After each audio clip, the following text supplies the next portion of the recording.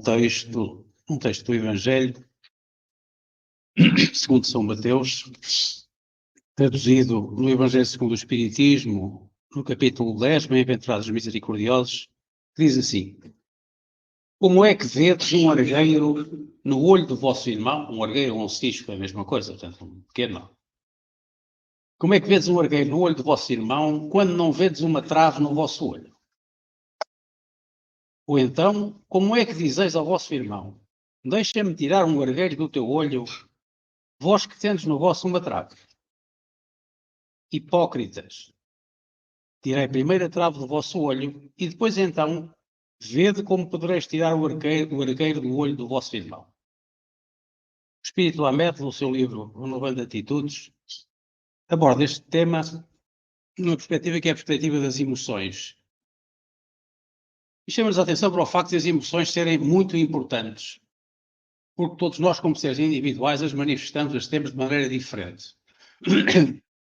Não somos iguais de maneira nenhuma perante situações idênticas da nossa vida, situações de felicidade, de harmonia, de entusiasmo por qualquer motivo, ou situações de sofrimento, de dificuldade, porque também precisamos. Portanto, nós podemos todos pensar da mesma forma, somos todos semelhantes, somos todos espíritos em evolução, com a nossa alma aqui no planeta, com o objetivo de progresso, pensamos, digamos, de forma igual uns aos outros, mas manifestamos para cada situação e para cada um desses pensamentos as nossas emoções de uma forma diferente. Então, as emoções em si não estão erradas nunca, estão todas certas. Dependem de cada indivíduo e da forma como cada indivíduo as conduz, as manifesta perante os outros na vida de relação, digamos assim. Espíritos que são mais evoluídos assumem as suas emoções, porquê? Porque as têm mais controladas. As emoções, no fundo, traduzem, de algum modo, aquilo que vai na alma das pessoas, os seus sentimentos, e, portanto, eles sabem exatamente o que é que, como manifestam as suas emoções e que elas não são prejudiciais para aqueles que as rodeiam, porque já estão muito controlados. Estamos a falar desses espíritos mais evoluídos. E, portanto, eles desenvolveram um processo em que, primeiro, admitiram essas suas emoções, consentiram que elas se manifestassem e, raciocinando sobre elas, pensando sobre elas, foram agindo sobre si próprios de forma a melhorar essa performance, digamos assim, e conduzir, digamos assim, a sua vida de uma forma cada vez mais equilibrada, mais serena, com mais paz, individualmente e na relação com os outros. Os espíritos menos evoluídos, como tantos de nós, têm tendência para, de algum modo, reprimir essas emoções. Reprimem essas emoções e, quando fazem isso, as emoções são energias, como todos os outros, são energias fortes, que nos vão abalar do ponto de vista físico. Ahmed diz que essas energias concentram-se em determinados órgãos e congestionam as entranhas mais íntimas da estrutura psicossomática dos indivíduos. Portanto, têm influências psicológicas e que depois se manifestam no corpo físico também. Portanto, podem dar origem a diversas doenças, doenças de diversos tipos, com mais ou menos destrutivas no nosso corpo físico, difíceis para nós. Podem nos levar, em determinadas situações, a reações absolutamente exaltadas ou, no oposto, a uma completa apatia relativamente aos problemas que nos surgem e que precisamos resolver. E, portanto, no fundo, o conhecer as nossas emoções e trabalhá-las representa o progresso moral que nós temos que fazer. Porque nós, procurando entendê-las e controlá-las, dominá-las no bom sentido, vamos desenvolvendo o nosso autoconhecimento e fazendo, digamos, o nosso caminho evolutivo, o nosso caminho de crescimento pessoal que nós precisamos fazer. E é por isso que estamos aqui. De facto, tudo o que existe é necessário. As emoções são necessárias, as coisas materiais são necessárias, tudo é necessário. É tudo dado por Deus a nós, quando nos cria. Temos, como eu digo, as sementes no nosso espírito, temos tudo aquilo que necessitamos para fazer esse progresso. E, portanto, as emoções são coisas como, basicamente, por exemplo, para entendermos, a raiva, o medo, a alegria, a tristeza, o seu oposto. São, portanto, essas coisas básicas que, de facto, nos acompanham na nossa vida, no dia a dia. E que nos desequilibram mais ou menos conforme nós as controlamos, como eu disse, melhor ou pior. Essas emoções estão ligadas ao nosso pensamento numa perspectiva psicológica, e naquilo que a Ahmed chama as funções psicológicas superiores e dá exemplos, como, por exemplo, a percepção, o uso da percepção, o uso da intuição, o uso da memória, o uso da linguagem, aquilo que nós mais vulgarmente conhecemos como poder manifestar as nossas emoções quando estamos em situações de comunicação com o outro, com os nossos sentimentos em jogo, digamos assim. Atenção, portanto, todos esses processos complexos de comunicação, intelectuais, espirituais, eles estão associados às emoções. Quando nós fazemos a negação ou não queremos aprofundar o conhecimento dessas nossas emoções, que no princípio são sempre mais desarticuladas e mais desequilibradas, nós estamos em progresso, quanto mais perfeitos formos, melhor desenvolvemos os nossos sentimentos. Como vocês sabem, o sentimento supremo é o amor. O desenvolvimento dos nossos sentimentos culmina no amor. E, portanto, a todo esse processo estão associadas sempre emoções que se vão aprimorando à medida que nós vamos caminhando nesse nosso trajeto. E, portanto, há uma tendência, quando nós não queremos compreendê-las, digamos assim, aprofundá-las, a fazer aquilo que se chama a projeção psicológica no outro.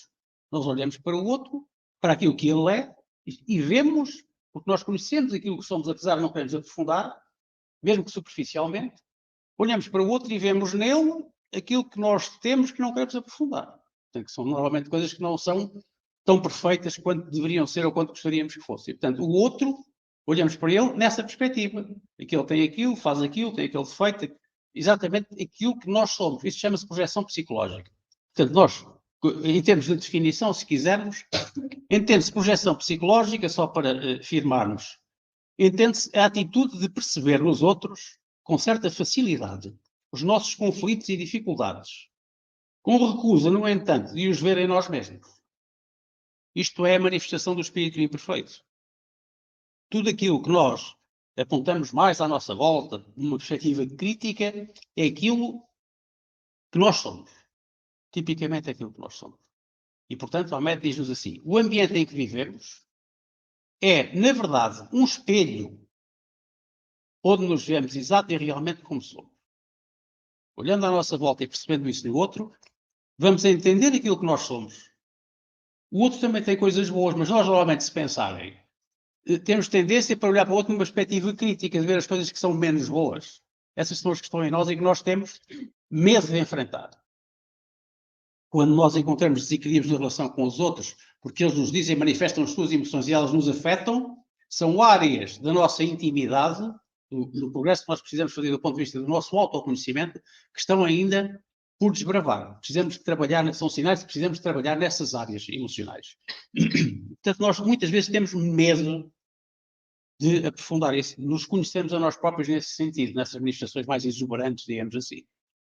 Porque implica, de facto, um grande esforço de aprofundamento, de análise, um trabalho muito grande e uma ação consequente desse trabalho, que é uma ação corretiva. Então nós temos que nos modificar. E, portanto, não queremos avançar por aí, tememos fazer isso. E, portanto, é mais fácil para nós olhar para os outros, dizer que os outros são assim, estando-nos a rever de algum modo, mas de uma forma superficial.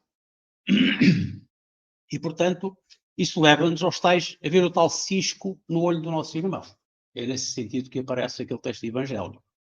Um exemplo, por exemplo, um ser, um homem, um espírito encarnado, tem emoções fortes, com interesses fortes, materiais, por exemplo, no domínio da riqueza ou no domínio da fama, normalmente projeta isso naqueles com quem ele se cruza e que aponta como sendo ambiciosos e sendo desonestos. Portanto, caracteriza o outro como face a problemas que eu tenho de uma forma que não é, de facto, uma forma adequada do ponto de vista do nosso relacionamento, digamos, caridoso que devemos ter para com todos, a começar em nós próprios. E, portanto, Jesus, quando dizia, como dizeis ao vosso irmão, deixai-me tirar um argueiro do vosso olho, vós que tendes uma trave no vosso, como é que dizem isso?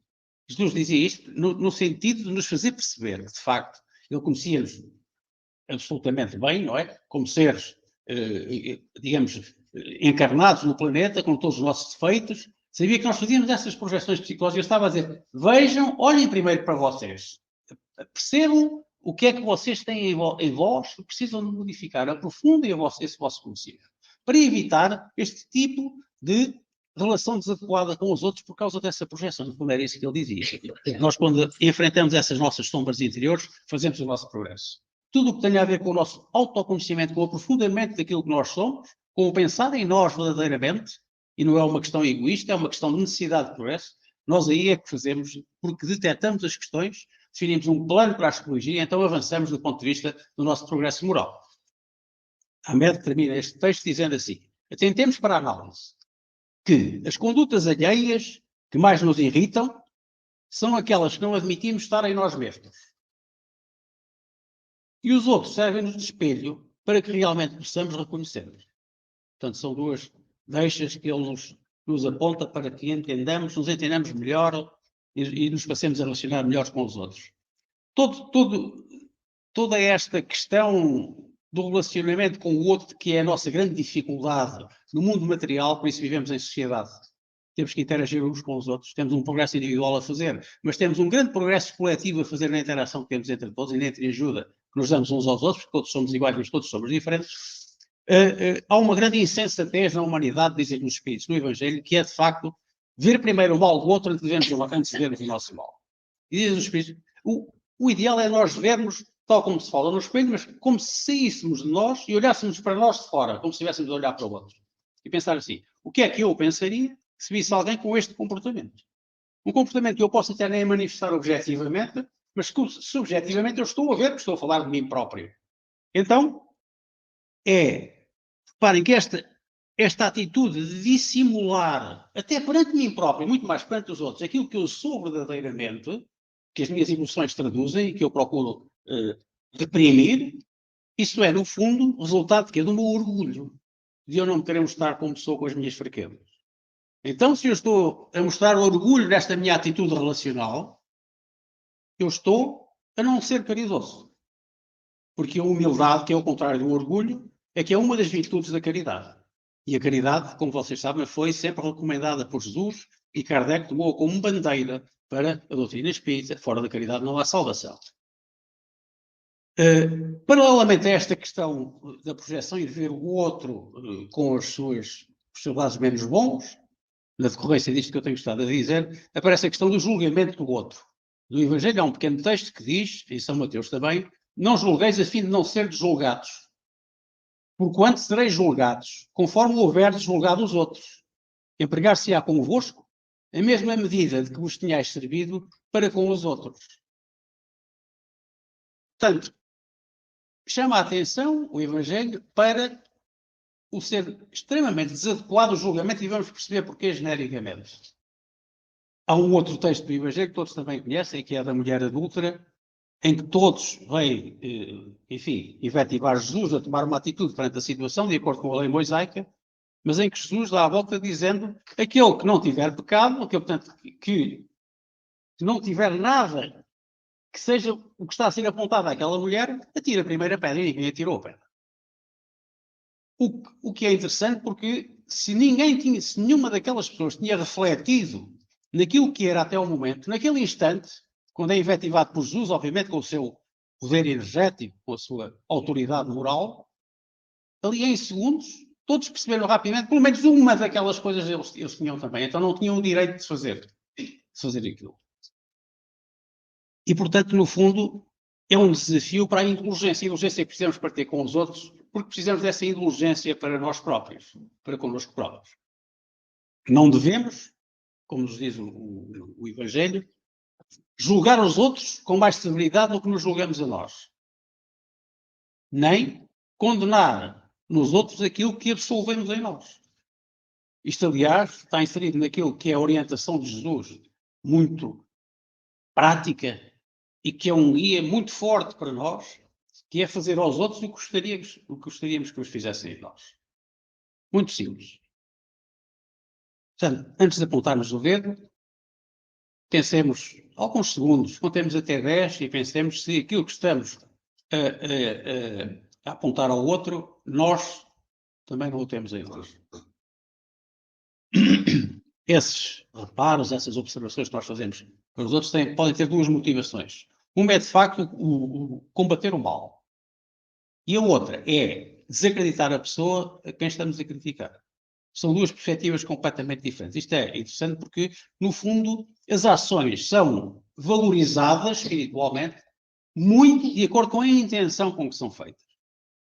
O recriminar o mal, o combater o mal, é uma coisa que pode ser até um dever do ser humano perante o outro.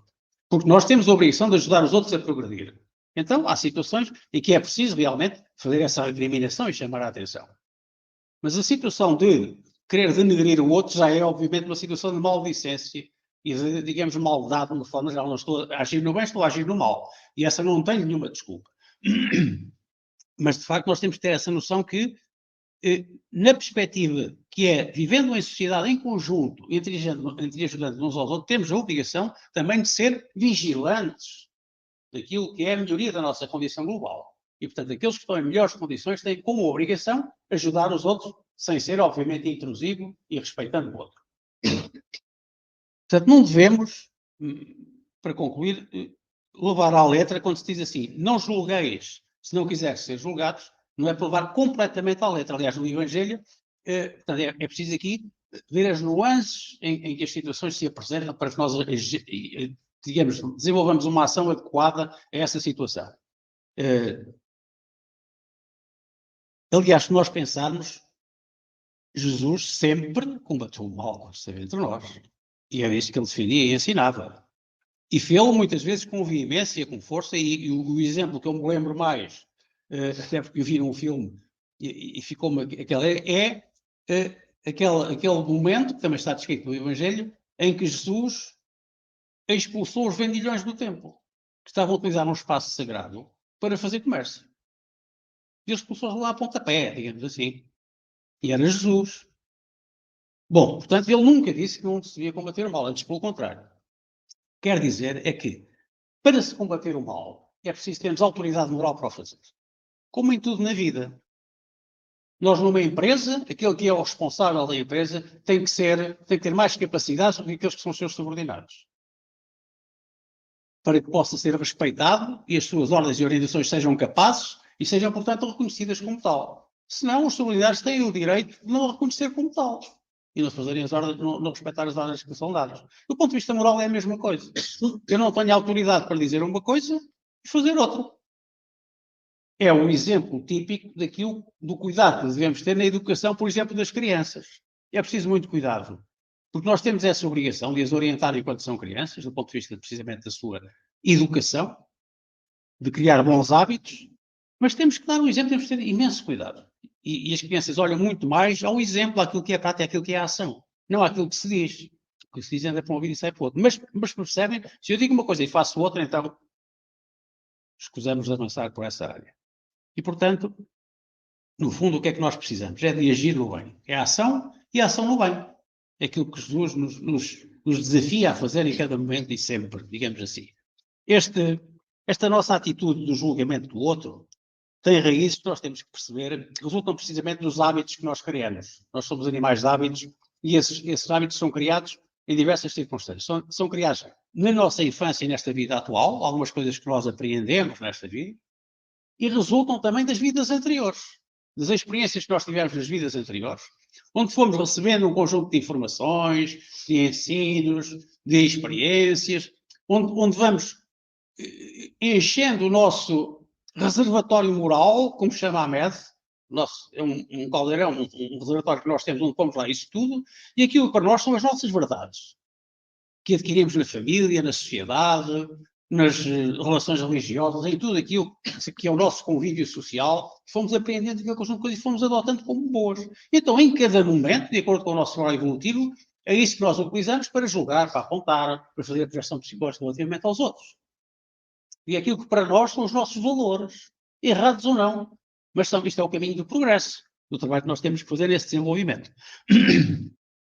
E, portanto, nós só podemos mexer neste caldeirão e retirar algumas coisas de lá para fora e pôr umas boas lá dentro, precisamente com essa reforma íntima que nós precisamos saber, com esse trabalho individual e coletivo que nós temos que fazer sistematicamente. Porque bem e mal todos temos a noção do que é. Então temos que entender que aquilo que precisamos fazer é sempre no bem, para o nosso bem e para o bem de todos. A única maneira de sermos felizes com as dificuldades que isso representa nesta nossa realidade e nesse nosso estado evolutivo, aquilo que nós não conhecemos e, portanto, não queremos aprofundar as nossas emoções para não sermos surpreendidos com coisas que nos vão desagradar. Então eu não estou a trabalhar no meu progresso, não estou a mexer nesse reservatório moral que eu tenho e não estou a melhorá-lo. E, portanto, a minha ação perante os outros não vai ser modificada.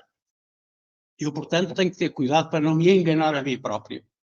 E o único julgamento que eu posso fazer é o auto-julgamento. Porque cada um de nós tem um contexto de desenvolvimento, como disse, tudo aquilo que se aprende, esse caldeirão moral, esse reservatório moral que nós temos connosco, que enchemos ao longo das vidas, é qualquer coisa que tem a ver com a nossa realidade, o nosso entendimento de uma mesma coisa. Um pai que diz uma determinada coisa, ou um trabalho em que são dadas determinadas orientações aos trabalhadores, cada um deles pode entender aquilo de uma maneira diferente e constitui o seu reservatório moral e intelectual de uma determinada forma que é diferente do que está ao lado e que ouviu a mesma coisa. Então nós temos que ter em atenção a individualidade das pessoas. Nós somos seres individuais e que temos, portanto, o livre-arbítrio, a possibilidade de fazer entendimentos diferentes conforme o nosso esclarecimento. Então, o que podemos fazer não é julgar o outro porque não conhecemos a sua realidade. É fazer o nosso auto-julgamento. E aí estamos a evoluir. Quando estamos a evoluir, podemos agir no outro com o outro de uma forma melhor. Aliás, se vocês leram, por exemplo, no livro Nosso Lar, existe precisamente, existe uma situação, acho que é no Nosso Lar, que existe uma situação em que a intervenção espiritual junto do espírito encarnado em necessidade foi... O André Luís tinha uma grande vontade de intervir, de fazer, achava que se ia fazer de uma determinada maneira, e o espírito mentor disse, não, calma, não vamos fazer nada disso. Primeiro, vamos estudar as condições deste irmão, porque é que ele está assim, como é que ele chegou aqui. Porque a ação depende do contexto em que as coisas estão a acontecer. Não é tudo igual. O resultado final, o output, a saída, a manifestação da emoção pode ser igual, mas ela acontece numa realidade diferente. Julgar uma ação é diferente de julgar a criatura. Eu posso condenar a prostituição, mas não tenho o direito de condenar a pessoa que se prostitui, porque eu não sei qual é a sua realidade. Então, é isso que a caridade e o amor nos ensina. É esse esforço que nós temos de fazer, porque nós temos tendência para distorcer as coisas. É perfeitamente natural que isso aconteça. Paulo de Tarso dizia assim: é indesculpável o homem, quem quer que seja, que se arvora em ser juiz, porque julgando os outros, ele condena-se a si mesmo, pois praticará as mesmas coisas, atraindo-as para si com seu julgamento. Isto quer dizer várias coisas. Quer dizer o quê? Fundamentalmente, nós sendo seres de energia, tipicamente, a energia que nós emitimos afeta-nos também a nós. É aquilo que eu chamo um bocado o efeito do bumerangue. O bumerangue é aquela arma australiana que a vida tira e vai ao homem e volta para ele. E, portanto, é um pouco o que acontece com a energia. Se nós emitimos boa energia, num determinado contexto, no contexto desta sala, se a maior parte das pessoas aqui estiverem a emitir boa energia, o ambiente é mais agradável do que se a maior parte das pessoas estiverem a emitir má energia. Todos sentimos isso. E somos envolvidos por ela. E aquilo que nós enviamos, recebemos também. Então, é um pouco o que o Paulo Tarso diz aqui. Mas a nossa perspectiva de ver a vida neste contexto e sobre estes prismas traduz o tal nosso reservatório moral, que depois, como vocês sabem, nós desencarnamos, vamos para o mundo espiritual e basicamente somos nós e Deus. Nós somos juízes de nós próprios. Essa é que é a grande causa de sofrimento moral no mundo espiritual. Nós fazemos logo essa análise. Entendemos, passados todos os períodos de perturbação, etc, etc, não interessa. Isso agora, na essência, nós vamos julgar-nos a nós próprios e a maior parte das vezes, no nosso grau evolutivo, arrependemos muito de muitas coisas que fizemos e sofremos muito por isso. E queremos, eu quero ir outra vez para outra vida rapidamente para corrigir isto que eu fiz. E os espíritos dizem, calma, isto não é bem assim, irás fazer algumas coisas, provavelmente não todas. Mas, portanto, eu tenho esse autojulgamento. É feito a partir do meu reservatório moral também. Portanto, a forma como eu julgo os outros é a forma como eu julgo também a mim. Então, se eu me conseguir abster disso, Quando eu me estou a abster de fazer esse julgamento, eu estou a procurar analisar aquilo que eu sou e a melhorar aquilo que eu sou.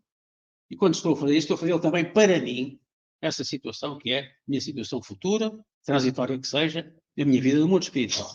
Portanto, nós temos que perceber que este ser de energia que nós somos gera afinidades. E as afinidades são no mal e no bem. Portanto, temos que ter sempre muita atenção e muito cuidado naquilo que nós pensamos. Porque o nosso pensamento está na base de tudo. E podemos dizer, de uma forma simplista, que Deus conhece perfeitamente os nossos pensamentos. E, portanto, nós a Ele não o conseguimos enganar.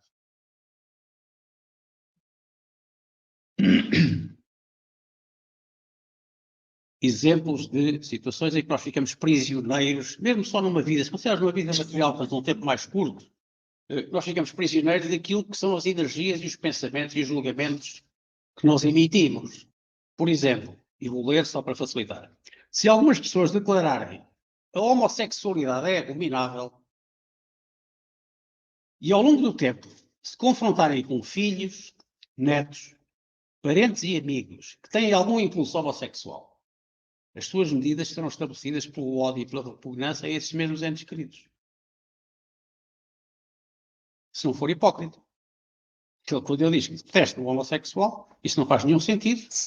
Ele faz isso independentemente de ele ser filho dele, ou ser um vizinho, ou ser alguém que ele não conhece. Então nós ficamos reféns da nossa perspectiva irredutível. Nós temos que perceber que podemos sempre mudar. Poder mudar não é, como diz o outro, virar o bico ao prego, ou não é isso nessa perspectiva simplista. É mudar no bom sentido, que é perceber que uma determinada coisa está errada e eu devo sempre avaliá-la muito bem antes de exprimir isso. Que a nossa energia passa muito pela nossa palavra, e pela nossa palavra e pela energia que emitimos, também recebemos muita coisa que é desadequada, ou recebemos coisas que são adequadas. A palavra é um meio muito, muito importante da comunicação. E, portanto, um outro exemplo, se alguém subestimar e ironizar o desajuste emocional dos outros, aquele indivíduo é completamente desequilibrado. Poderá, em breve tempo, deparar-se na sua própria existência com perplexidades emocionais ou dilemas mentais que o farão esconder-se a fim de não ser ridicularizado e inferiorizado como julgou os outros anteriormente. Porque se ele espalhou, aquele fulano aqui, depois eu faço a mesma coisa, cai na mesma situação, como é que eu me vejo? Então, eu tento consciência disso e digo assim, eu vou ter que evitar que os outros me façam aquilo que eu fiz a eles. Porque eu não vou querer isso. Porque é que eu fiz isto aos outros? Portanto, é preciso muito cuidado, é o fazer aos outros o que gostaríamos que nos fizessem a nós. Uma outra ferramenta muito importante neste nosso processo relacional, social, é o da utilização do perdão.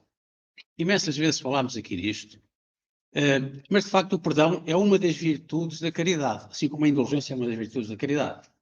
E portanto, quando Pedro perguntou a Jesus se devia perdoar 7 vezes, eu já fiz aqui uma vez uma exposição que até tinha isso como base, mas ele disse-lhe, não 7 vezes, mas 70 vezes 7 vezes. O que é que ele queria dizer com isto? Queria dizer que devia perdoar sempre que lhe fosse feita uma ofensa. Então os espíritos aconselham, tomem isto como uma regra para vós. Perdoem sempre a ofensa. Isto é, quando vos fazem mal, vocês deem o bem em troca. É isso que nos é pedido. Em tudo aquilo, se nós aprofundarmos tudo o que seja virtudes, sentimentos, que tem a ver com a nossa vida e com o nosso progresso moral, caímos sempre na mesma questão. É fazer o bem em vez do mal. E é esse o caminho para, com o nosso pensamento sempre no bem, sempre nesse esforço, progredirmos até ao sentimento máximo que é o amor. E quando chegamos a isso, somos perfeitos. Esta é a nossa caminhada, não há outra. Nós podemos tentar fugir disto, não interessa que o nosso irmão, o nosso filho diz, eu não acredito em Deus, isso não é isso. A gente não é para nada, então vamos aproveitar isto. Não interessa nada. Quando ele desencarnar, vai perceber que isso não é verdade. Mas vai ser recebido por Deus exatamente da mesma maneira que todos os outros que têm uma perspectiva diferente da vida e já são melhores. Vai ter as mesmas oportunidades, vai passar pelos mesmos caminhos e vai chegar ao mesmo final, que é ser perfeito. Isso é que é interessante. E, portanto, nós, quando pedimos a Deus que nos ajude na nossa vida, e quando fazemos o perdão, que os Espíritos dizem, lancem, o perdão é o perdão cristão, o perdão verdadeiro. Não é o perdão das palavras, é o perdão das ações. E a ação é, como eles dizem, lançar um véu sobre aquele a quem perdoamos. Que é para evitarmos ter na nossa mente coisas que digam, pois, eu perdoei-lhe, mas eu não o quero ver mais. Eu perdoei-lhe, mas quando lhe acontece alguma coisa de mal, eu fico satisfeito e assim, me parece que ele é mau, fez isto assim, assim, portanto, eu perdoei-lhe, mas é bem feito que isto lhe aconteça. Portanto, isto não é questão, perdão, da voz, da nossa palavra, não é o perdão real, não representa uma ação, que é o tal cobrir com o véu, mas mais, diz, quando vocês pedem a Deus, fazem as vossas orações e pedem ajuda, estão à espera de quê? Estão à espera de ver os vossos problemas resolvidos? Nós percebemos, o Espiritismo explica-nos isso muito claramente, não é isso. Nós não vimos à casa espírita para ter os nossos problemas resolvidos. Nós vimos à casa espírita, mas temos ajudados a resolver os nossos problemas, que é diferente. Como dizia ali o Divaldo, se vocês viram, naquele texto de Joana de Ângeles, Deus não nos quer nem inutilidade, isto é, não fazermos nada e fazermos o progresso, isso não existe. Temos que fazer o trabalho. Então somos ajudados. E o que pedimos a Deus é, de facto, essa disposição, essa ajuda e esse envolvimento amoroso que nos ajuda a estar bem na nossa vida, com serenidade, com paz, com discernimento para fazer a nossa evolução. Então, esse amor é aquilo que nos é pedido que demos também àqueles a quem perdoamos as ofensas. Passemos o véu, mas envolvamos-los em amor. É isso, no fundo, que é requerido. O Espírito de Simeão dizia assim, feliz daquele que pode todas as noites adormecer dizendo, nada tenho contra o meu próximo. Estou perfeitamente limpo, estou de consciência tranquila, não tenho nada para acertar com ninguém. Aliás, o Evangelho diz, acerta-te com o teu irmão no caminho, para que não vais parar à prisão e não saias lá que até que pagas até o último centilo. Então, neste caminho da prática da caridade, já vimos a questão do julgamento, vimos a questão da indulgência, a questão do perdão, que é muito importante. A indulgência é, no fundo, nós olharmos para o outro e procurarmos ver aquilo que de bom há nele, que é uma coisa que nós temos dificuldade em fazer, nós fazemos no contrário, como já vimos.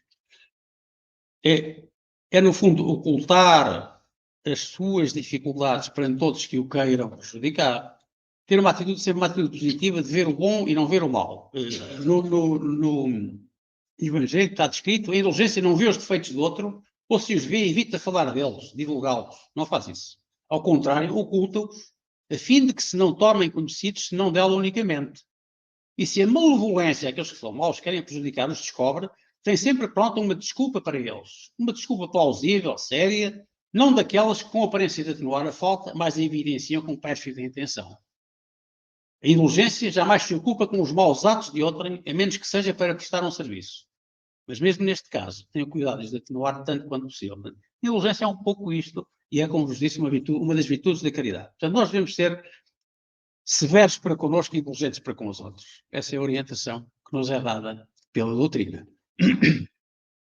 Não nos esquecendo que, de facto, o agir no bem é aquilo que, focando o nosso pensamento nisso, estamos sempre rodeados por todos aqueles que no mundo espiritual nos podem ajudar, são disponíveis para nos ajudar.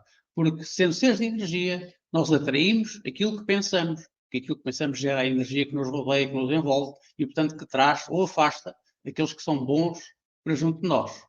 E, portanto, eu costumo sempre dizer que quando nós estamos bem, quando vivemos no bem, ficaremos sempre melhor. Progredimos sempre. Enquanto que quando estamos a viver no mal, ficaremos sempre pior. Porque essas energias são sempre reforçadas pelos espíritos que estão em todo lado, como nos diz o livro dos Espíritos, e vos influenciam muito mais do que vocês pensam.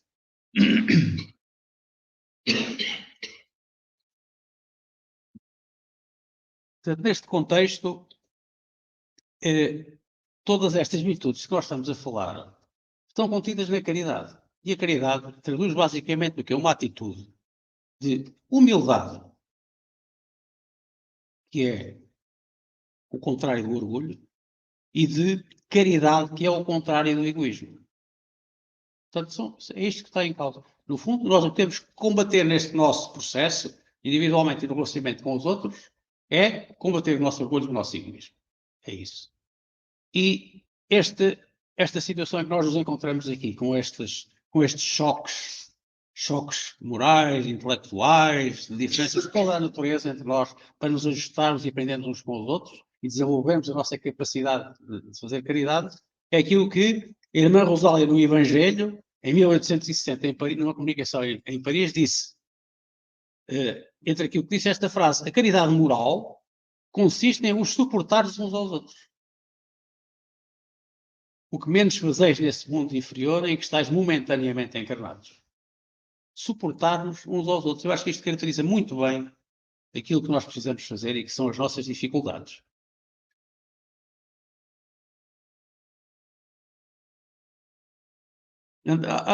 Em jeito de conclusão, eu diria que o Evangelho, Jesus, médico das almas, este é o seu grande remédio, o grande medicamento que ele nos dá, é o Evangelho. O Evangelho aponta o caminho para a nossa evolução moral. Esclarece-nos como fazer isso. Não julgar. Tudo o que aqui falamos hoje são um resumo. Não julgar. Reconciliar-se com o nosso inimigo, pagando o mal com o bem. Ser severo para consigo e indulgente para com os outros. Fazer sobressair o lado bom e minimizar o lado menos bom dos outros. Não caluniar nem maldizer. Desmascarar com benevolência a hipocrisia e a mentira quando estas prejudicam a maioria. Perdoar do coração e não da boca. No fundo, praticar a caridade, sermos caridosos. Portanto, eu termino por aqui, esperando, como sempre. É isso que eu desejo sempre que faço aqui uma exposição convosco, que é uma exposição em que eu procuro desenvolver também para eu aprender e para me esclarecer a mim próprio. E, portanto, que essa exposição possa ser útil para alguém das pessoas que esteja aqui a ouvir. Uma vez fiquei muito satisfeito com uma pessoa que veio aqui, não sei quem foi a pessoa, nem quando, foi há algum tempo, que no fim me foi dizer que tinha gostado muito da minha palestra e que ela tinha sido muito útil porque o fez pensar e esclarecer sobre um conjunto de coisas. Pronto, que achava que de facto era útil. E essa é a grande finalidade. A grande finalidade de nós estarmos aqui a discutir, isto no fundo é uma exposição doutrinária, é pensarmos naquilo que é a nossa vida, o esclarecimento que a doutrina espírita nos traz do que é a vida. Então, se nós, é a partir daqui que temos que tirar do tal remédio que Jesus nos deixou, temos que tirar coisas para a nossa vida, para nos ajudar a modificar, a compreender coisas que nunca tínhamos pensado. Uma coisa só, uma frase, tem influência nesse sentido, é ótimo. Eu acho que é entendemos também que o perdão, ele nos liberta. Sim. Acho que normalmente na nossa vida, no dia a dia, usamos muito uma lupa e fazemos muito zoom nos defeitos do outro. Exato. E tentar fazer menos zoom nos defeitos do nosso irmão, do nosso Sim. próximo, e tentar olhar um pouquinho mais com carinho, ver as qualidades, porque aquele ser humano também tem qualidade, não é? Claro que sim. Só O maior criminoso tem amor nele. Ele ama algumas pessoas.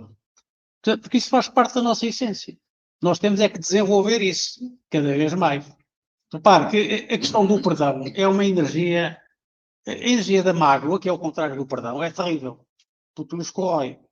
E como nós sabemos que o nosso corpo físico e o nosso corpo espiritual estão muito relacionados, quando nós desenvolvemos isso é, somos incapazes de clarificarmos com mágoa muito forte relativamente a uma ou várias pessoas, não interessa. Nós estamos a gerar energias, a emitir energias que nos envolvem a nós próprios de uma forma muito forte e nos danificam o nosso corpo físico. O Sr. Rubino de Carvalho tem uma série de palestras muito interessantes no que diz respeito à saúde e à relação do corpo com o espírito. Portanto, ele explica numa das suas palestras que todas as nossas células têm uma componente que se chama mitocôndria, e nós temos milhões de células no nosso corpo que não conseguem ser renovadas, que vêm com uma programação de doença potencial. E que nós podemos passar uma vida inteira com doenças potencialmente graves em nós, prontas para eclodir, mas conseguir fazer com que isso não aconteça. E até progredirmos e na nossa próxima encarnação viemos com menos carga dessa natureza. Dependendo de agirmos no bem ou no mal. Isso tem a ver com essas energias. A questão do não perdão, da mágoa, é uma das energias que mais nos prejudica desse ponto de vista. Portanto, pode fazer muitas doenças graves que não têm uma explicação do ponto de vista científico para a sua origem, resultam das nossas energias espirituais, nossas e de outros. Mas as nossas estão relacionadas com as dos outros, porque é como eu digo, se eu vibro no mal, eu vou estar rodeado por mal, por má energia. Se eu vibro no bem, vou estar rodeado por boa energia. Então, se eu estou bem, vou ficar melhor, se estou mal, vou ficar pior. É assim. No limite, quando nós formos mais perfeitos, e admito que em mundos superiores isso possa acontecer, eu com a minha energia posso tratar o meu próprio corpo. Porque se eu, com má energia, gero doença, com boa energia, posso gerar a cura. É o contrário